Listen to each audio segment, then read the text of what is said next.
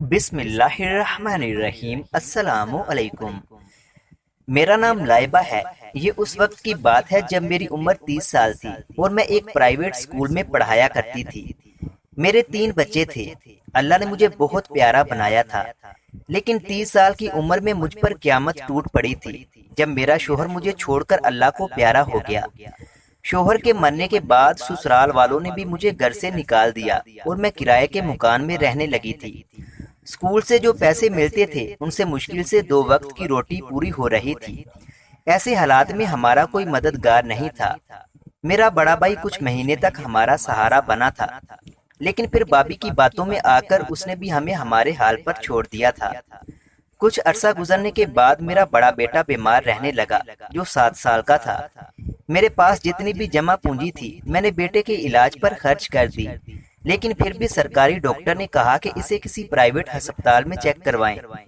میں نے بڑے بھائی سے چند پیسوں کی مدد مانگی تو اس نے صاف انکار کر دیا کہ میرے پاس کچھ بھی نہیں ہے اور آئندہ مجھے فون مت کرنا، یہ کہہ کر بھائی نے فون بند کر دیا تھا اور میں اس کے سخت الفاظ سن کر رونے لگ پڑی تھی۔ خیر میں بیٹے کو پرائیویٹ ہسپتال لے گئی جہاں ڈاکٹر نے 2 دن کی میڈیسن 6000 کی دی تھی اور میرے پاس جتنے بھی پیسے تھے ختم ہو چکے تھے۔ اب میں گھر میں اداس بیٹھی ہوئی تھی، کیا کرتی کوئی راستہ بھی سمجھ میں نہیں آ رہا تھا۔ جس پر ایسا وقت آیا ہو وہی اس قیامت کو سمجھ سکتا ہے۔ میڈیسن ختم ہوئی تو بیٹا دوبارہ درد سے رونے لگ پڑا۔ میں کیا کرتی، اب علاج کے لیے پیسے بھی نہیں تھے۔ پھر مجھے خیال آیا کہ رات کو لڑکیاں بازار میں جاتی ہیں اور جسم بیچ کر پیسے کماتی ہیں۔ میں حافظ قرآن بھی تھی، اللہ سے رو رو کر دعا مانگ رہی تھی، اے اللہ میری مدد فرما، میں کمزور ہو چکی ہوں، میں مجبوری میں ایسا قدم اٹھا رہی ہوں۔ اسکول والوں نے بھی یہ کہہ کر نکال دیا ہے کہ اب آپ بہت چھٹیاں کرتی ہو۔ میں نے اسکول کے پرنسپل کو بتایا بھی تھا کہ میرا بیٹا بیمار ہے، لیکن ہم وہ باضمیر لوگ ہیں جو کسی کی مجبوری کا فائدہ تو اٹھا سکتے ہیں لیکن کسی کا درد نہیں سمجھ سکتے۔ ہم کسی ایسی مجبور عورت کی مدد یا تو اس کے ساتھ رات گزارنے کی خاطر کرتے ہیں یا پھر چند پیسے دے کر، اور وہ بھی تصویر بنا کر فیس بک پر ڈال دیتے ہیں تاکہ تھوڑی بہت شہرت مل سکے۔ خیر میں نے پردہ کیا اور بازار کی طرف نکل پڑی۔ رات کے 12 بج چکے تھے اور بچے سو رہے تھے۔ میری آنکھوں میں آنسو تھے، دل خوفزدہ تھا اور جسم کانپ رہا تھا۔ میں بازار میں کھڑی ہو گئی جہاں بہت سی لڑکیاں دندے کے لیے کھڑی تھیں۔ میں نظر جھکائے کھڑی تھی کہ اتنے میں ایک شخص آیا اور بولا، چلو گی میرے ساتھ؟ میں نے اس کی جانب دیکھا، وہ 50 سال کا آدمی تھا۔ میں نے پیسے پوچھے تو اس نے 3000 دینے کا کہا۔ یہ آفر سن کر میں جانے لگی، لیکن پھر رک گئی اور بولی، مجھے نہیں جانا۔ اتنے میں ایک لڑکا جس کی عمر تقریباً 35 سال تھی، وہ موٹر سائیکل پر گزر رہا تھا۔ اس کی نظر مجھ پر پڑی تو وہ رک گیا۔ میں اس آدمی سے کہنے لگی، بھائی صاحب میں غلط لڑکی نہیں ہوں، میرا بیٹا بیمار ہے، مجھے اللہ کے واسطے 10,000 روپے دے دیں۔ وہ شخص مسکرایا اور بولا، او بی بی ساتھ چلنا ہے تو بول، ورنہ میرے پاس کوئی پیسے نہیں۔ وہ لڑکا سب دیکھ رہا تھا۔ جب میں اس آدمی کے ساتھ نہ گئی تو وہ کسی دوسری لڑکی کو لے کر چلا گیا۔ میں وہیں پر بیٹھ گئی اور رونے لگی، اے اللہ مجھے موت دے دو۔ وہ لڑکا موٹر سائیکل سے اتر کر میری طرف بڑھا اور آہستہ سے آواز دی، لائبہ تم؟ میرا جسم کانپ گیا، یہ مجھے کس نے آواز دی ہے؟ نظریں اٹھا کر دیکھا تو سامنے اظہر تھا۔ میں نے نظریں چکا لی۔ اظہر آگے بڑھا اور میرے سر پر دوپٹہ دیا اور کہنے لگا، لائبہ میرے ساتھ موٹر سائیکل پر بیٹھو۔ میں خاموش تھی۔ اظہر کوئی اور نہیں، اس سکول کا پرنسپل تھا جس سکول میں پڑھایا کرتی تھی۔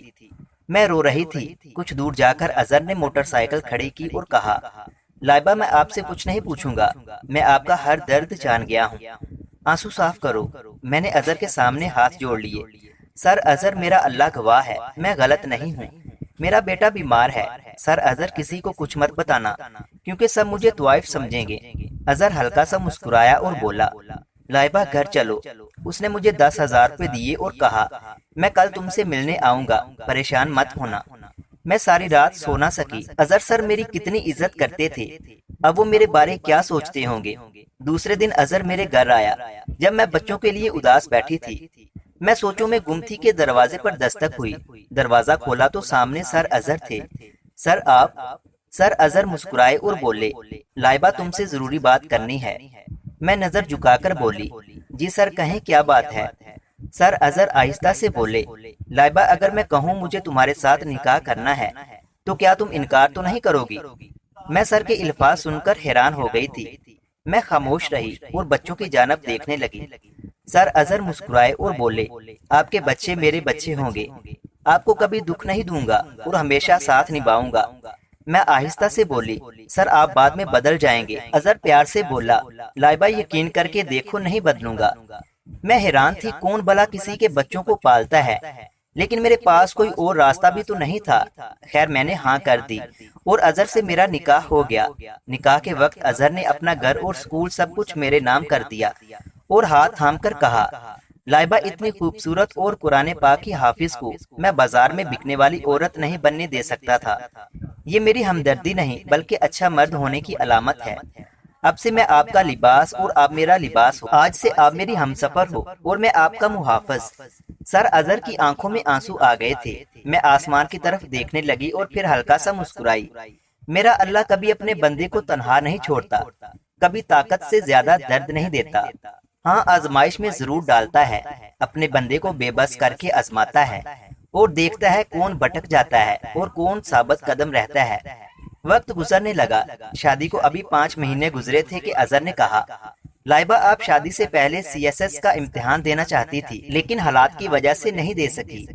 میں چاہتا ہوں آپ کو CSS کا امتحان دینا چاہیے۔ میں آہستہ سے بولی، اظہر مجھ سے اب نہیں پڑھا جائے گا۔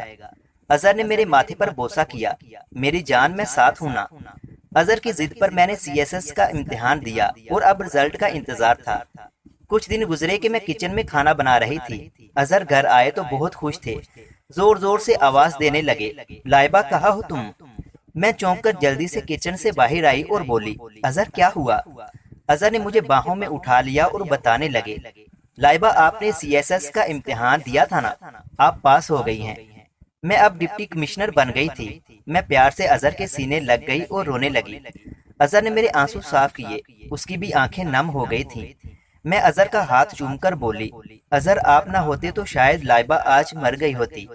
اظہر نے میرے ہاتھ پر بوسہ کیا، لائبہ ہم سفر کا مطلب ہر حال میں ساتھ نبھانا ہوتا ہے۔ اللہ نے آپ کو وہ عطا کیا ہے جو آپ کے لیے بہت بہتر تھا، اس میں میری کوئی بہادری نہیں ہے۔ آج میں اپنے شوہر اظہر کے ساتھ بہت اچھی زندگی گزار رہی ہوں، وہ میرا بہت خیال رکھتے ہیں۔ میری اللہ تعالیٰ سے دعا ہے کہ اللہ تعالیٰ ہر کسی کو میرے شوہر جیسا شوہر عطا کرے۔ مزید اس طرح کی اچھی اچھی کہانیاں اور واقعات سننے کے لیے ہمارے YouTube چینل علمی روم کو سبسکرائب لازمی کریں۔ ملتے ہیں اگلی ویڈیو میں۔